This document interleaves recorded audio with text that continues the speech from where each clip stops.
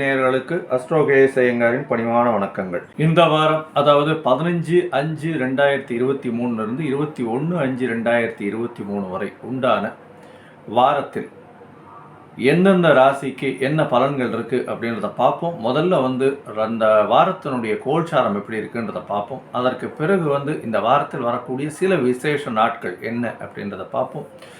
அதற்கு பிறகு இந்த வாரத்தில் எந்தெந்த ராசிக்காரர்களுக்கு சந்திராஷ்டமம் வருது, என்ன எளிய பரிகாரங்கள் அப்படின்றத பார்ப்போம்.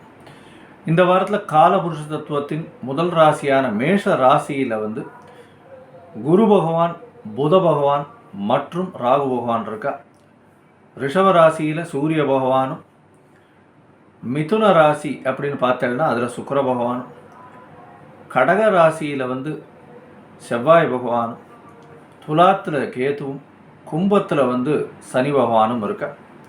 அதிவேகமாக செல்லக்கூடிய மனோகாரகன்னு சொல்லக்கூடிய சந்திர பகவான் மீன ராசியில் பூரட்டாதி 4ஆம் பாதத்திலிருந்து இந்த வாரத்தை ஆரம்பிக்கிறார். இந்த வாரத்தில் பார்த்தேன்னா 15ஆம் தேதி பூரட்டாதி 4ஆம் பாதம் அன்னைக்கு மீன ராசியில் இருக்குது. அதிலிருந்து 21ஆம் தேதி வரலும் பார்த்தேனால் மிதுன ராசி மிருகசீரிஷம் 3ஆம் பாதம் வரலும் போகிற ராத்திரி 10:30 மணிக்கு 21ஆம் தேதி ராத்திரி 10:30 மணிக்கு மேலே மிருகசீரிஷம் 3ஆம் பாதத்துக்கு போய்டுறார். அதனால் பார்த்தேனால் கிட்டத்தட்ட ஒரு 3-4 ராசியை கிராஸ் பண்ணுறார். அதாவது மீனம், மேஷம், ரிஷபம், மிதுன ராசிக்கு என்ட்ராயர் அந்த மாதிரி இருக்குது. இந்த வாரத்தில் வரக்கூடிய நல்ல சிறந்த நாட்கள் அப்படின்னு சொல்லக்கூடியது இந்த வாரத்தில் 15ஆம் தேதி அன்றைக்கே ஏகாதசின்றது வைணவர்களுக்கு உண்டான ஒரு பெரிய ஏற்றமான நாள். அதில் விரதம் இருந்து அடுத்த நாள் துவாதசி பாரணம் பண்ணுவாள். அதாவது அடுத்த நாள் துவாதசி அன்னைக்கு காத்தால ஒரு 9 மணிக்குள்ளேயே பெருமாளுக்கெல்லாம் பண்ணிவிட்டு அந்த ஃபுல்லாக சாப்பிட்றது அந்த இது பண்ணுவாள். ஆனால் துவாதசி அன்னைக்கு மத்தியானம் தூங்கக்கூடாது அப்படின்னு சொல்லிடுவாள். அதனால் சாப்பிட்டீங்கன்னாலும் முடிச்சுட்டு பெருமாளோட இது பார்த்துட்டுருக்கணும். 17ஆம் தேதி பார்த்தேனால் அதாவது திரையோதசி அன்னைக்கு பார்த்தீங்கன்னா பிரதோஷம், புதன்கிழமை வருது பிரதோஷம்.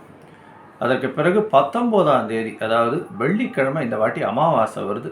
அமாவாசை ஒரு பெரிய ஏற்றம். என்னென்னா, நம்முடைய முன்னோர்கள், மூதாதையர்கள், பித்ருக்கள் அவர்களை நினைத்து நம்ம விடக்கூடிய என்ன சொல்கிறது, கொடுக்கக்கூடிய விஷயங்கள் அன்றைக்கி அவங்களுக்கு தர்ப்பணம் பண்ணுறது அதெல்லாம் பண்ணுவாங்க. இது கண்டிப்பாக ஒருவரும் அவருடைய மூதாதையர்களுக்கு செய்ய வேண்டிய கடமையில் ஒன்று அப்படின்றத பண்ணணும். அவர்களுடைய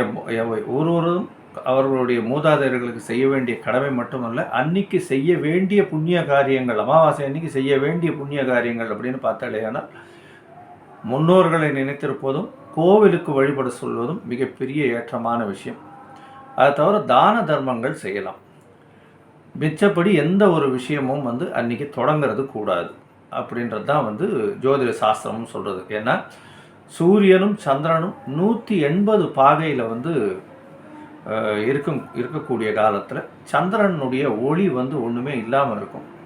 அதாவது 0 டிகிரியில் இருக்கும்போது, சூரியனும் சந்திரனும் 0 டிகிரியில் இருக்கும் பொழுது, அதாவது ஒரே இடத்துல இருக்கும் பொழுது 180 பாகைனா பௌர்ணமி ஆடும். இது அமாவாசைன்றதுனால 0 டிகிரியில் இருக்கும்போது சந்திரனுக்கு ஒளி எதுவும் இல்லாத காலகட்டம்ன்றதுனால எந்த ஒரு நல்ல ஒரு விஷயத்தையும் எடுக்க வேண்டாம் அப்படின்றத சொல்கிறோம், அறிவுறுத்துகிறோம். முடிந்தவரை முன்னோர்களுக்கு, பித்ருக்களுக்கு செய்ய வேண்டிய கடமைகளை கண்டிப்பாக செய்யணும். அருகில் இருக்கக்கூடிய கோவில்களுக்கு சென்று அங்கே பக்தி பூஜைகளும் எதுவும் பண்ணுறது மிகவும் சிரேஷ்டம் அப்படின்றது சொல்கிறேன்.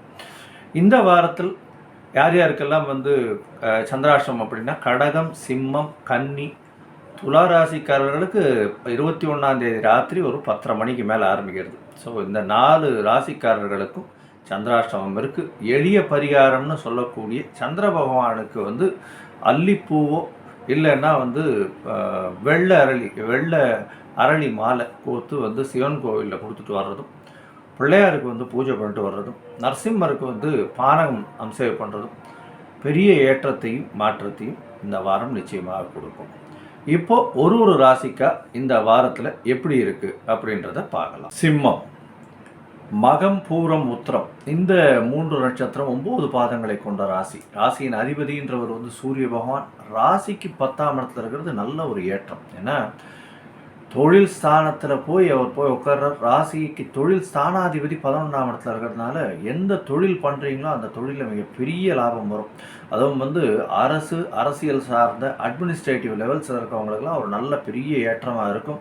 நல்ல கமாண்ட் இருக்கும். ஏன்னா 10ஆம் இடத்துல சூரிய பகவான் இருக்கிறது ஒரு நல்ல விசேஷம். இதை தவிர 9ஆம் இடத்துல பார்த்தேன்னா குரு பகவான் இருக்கிறது மிகப்பெரிய ஏற்றம். ஓடி போனவனுக்கு 9ல் குருன்னு சொல்லுவாள். நல்ல ஒரு ஏற்றமான காலமாக இந்த வாரம் அமையிறது. உங்களுடைய ராசிக்கு 5ஆம் இடத்தை குரு பகவானும் சுக்கிர பகவானும் பார்க்கறதுனால கண்டிப்பாக திருமணமாகி குழந்தைக்கு பார்த்து கொண்டிருப்பவர்களுக்கு கண்டிப்பாக குழந்தை பேர் ஏற்படக்கூடிய வாய்ப்புகள் உண்டு. முயற்சிகள் அனைத்தும் வெற்றி பெறக்கூடிய வாய்ப்புகள் இந்த வாரம் இருக்குது. உங்களுடைய இளைய சகோதரம் மூலியமாக மிகப்பெரிய ஏற்றம் கிடைக்கக்கூடிய காலகட்டமாக இந்த வாரம் அமையிறது. உங்களுடைய ராசிக்கு சப்தமத்தில் வந்து சனி பகவான் இருந்தால் கூட்டு தொழிலில் கொஞ்சம் பொறுமையாக இருக்கிறதும் ஜாகிரதையாக இருக்கிறதும் ரொம்பவும் நல்லது. உங்களுடைய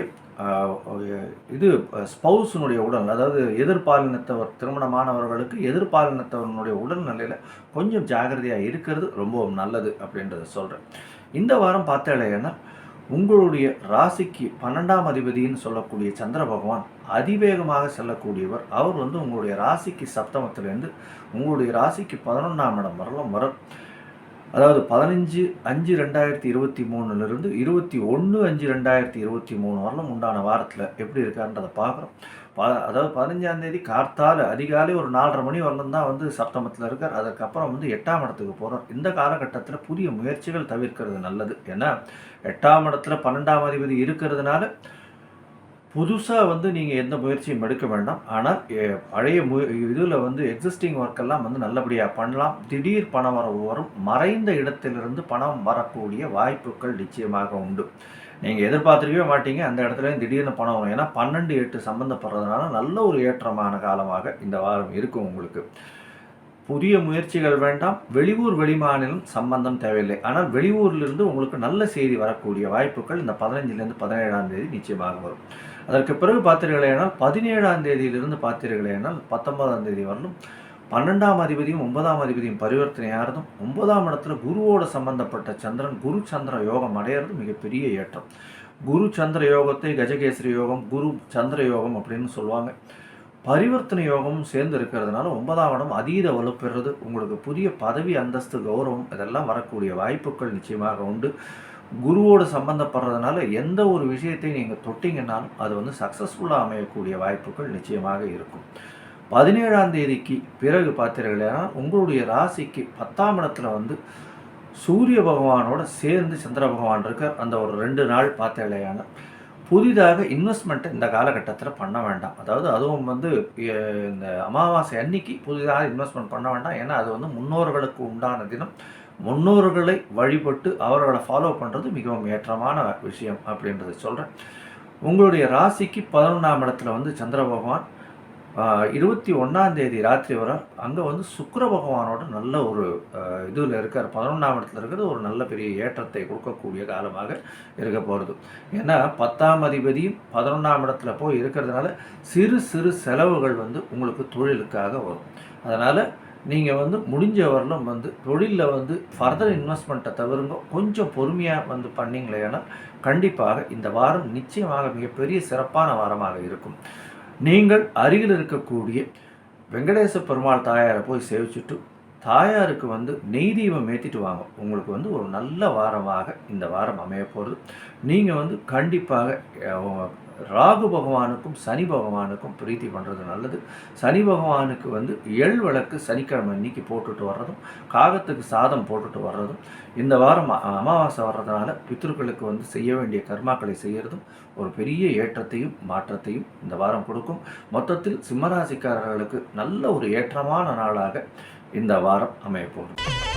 ஸ்ரீ குபேரன் டிவியை பார்த்தமைக்கு நன்றிகள். மேலும் இது போன்ற தகவல்களை தெரிந்து கொள்ள ஸ்ரீ குபேரன் டிவியை சப்ஸ்கிரைப் செய்யுங்கள். மறக்காமல் பெல் ஐக்கானை கிளிக் செய்யுங்கள்.